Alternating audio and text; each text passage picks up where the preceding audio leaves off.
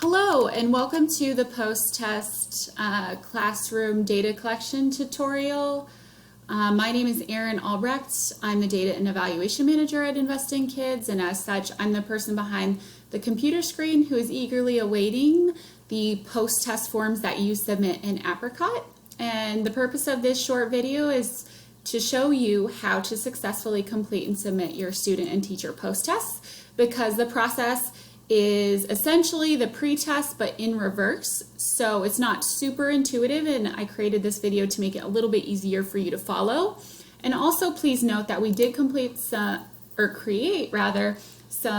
data completion instructions that also take you step by step what I'm going to show you today, and it also includes screenshots with arrows to the buttons that you need to click, so that can also be a very helpful reference for you, and I highly recommend that you print a copy of that and refer to it frequently as you begin completing your student and teacher post-tests for your classroom. So in order to access Apricot, again, you need to use the email address, which serves as the username for your classroom. Generally, that's the email address of the lead teacher in your classroom that received training and coaching in the Incredible Years at some point. And then whatever password you set it to is how you will get back into Apricot. If you did forget whatever password you set it to in the past, please reach out directly to Kate Sanchez or myself. Our email addresses are listed right here on the screen that you can see, just because it's a lot easier for us to reset them than for you to have to reset it yourself. And in the event you lock yourself out of your account, you do need to reset it yourself following a series of steps that Apricot will provide for you. So to keep it easier, if you know you don't remember, please just reach out to Kate or myself, and we can easily reset your password for you. So assuming you're able to get in using the email address and password for your classroom, this is what Apricot will look like when you sign in. There's the welcome banner up here that gives you some information, including information about the post-test data completion incentive, which is a $25 gift card. So read up more about that, because that is exciting and can be a great reward for your hard work on behalf of the data collection. But if you scroll down, you'll see two different boxes. You'll see one that says student post-test to complete and teacher post-test to complete. And so each of those boxes will contain lists of all the students that had pre-test completed for them at the beginning of the year, and then a list of all the teachers in the classroom that had pre-test completed for them at the beginning of the year, but now need a post-test. So we're going to get started by following the steps for completing a student post-test. So to get started, I'm going to click on this student's name. And now it takes me to the student's pre-test, which you completed at the beginning of the year, and the fields are locked, so you can't adjust them at all, and you don't need to. What we need to do, again, is complete the post-test. So I'm going to go over here to the palette on the right-hand side and click View Folder. And now I can see the student's name, and now I see right here, it says Student Post-Test 0 Records. I need to create a record for that student, and so I'm going to hover over this little icon, and you can see Create New Record pops up. When I hover, I also want to click on that, and now I can start completing a post-test for this student.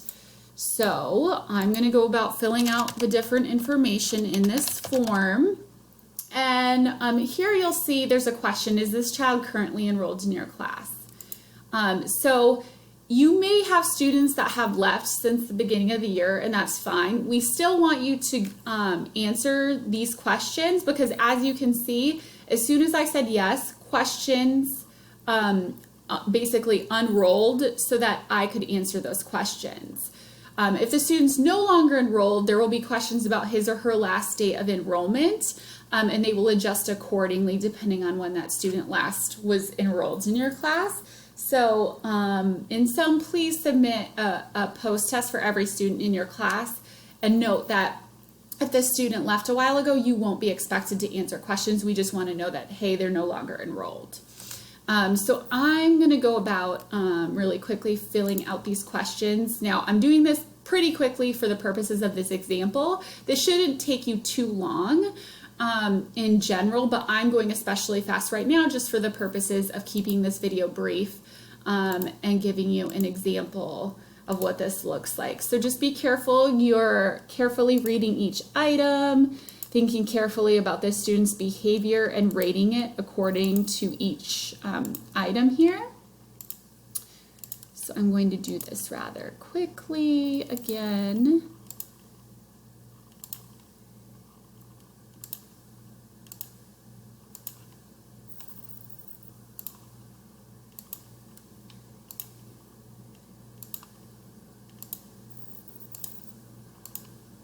Okay, so that's all those questions. And then if I keep scrolling down, I see a note about Dinosaur School, and there's some instructions in yellow. So please read these and note that what they say and indicate is that you're only supposed to complete the following questions if you're implementing or doing Dinosaur School in your classroom. And so you know you're doing Dinosaur School if you are doing a program with your students that has puppets. So Wally, Tiny, Dinah, Molly. Those are all the names of different puppets for Dinosaur School. So if you were doing a program with your students that involves those puppets, that means you're a Dinosaur School teacher and you should be filling out the following questions for the students in your classroom. And so let's say I'm a Dinosaur School teacher. I am going to go through and answer these questions, thinking about each item and how well it describes this particular student's behavior. And so once I've done that, as the instructions state here, you need to be sure you're clicking Save Record, because if you haven't clicked Save Record and you leave the page, it will not save your information. So now you get this record saved. You can do two things. You can click Continue or you can click the X. Either will just take you back to this screen. So in this case, I'm going to click Continue. And now we have the saved information for the student, which is great. To get back to my home screen, which is where I want to go, now I'm going to click My Apricot. All right. And when I scroll down, the row for this student should no longer be here. But sometimes Apricot has a hard time refreshing the data quickly. And so I'm going to click to refresh data in the green text, and you'll see that disappear.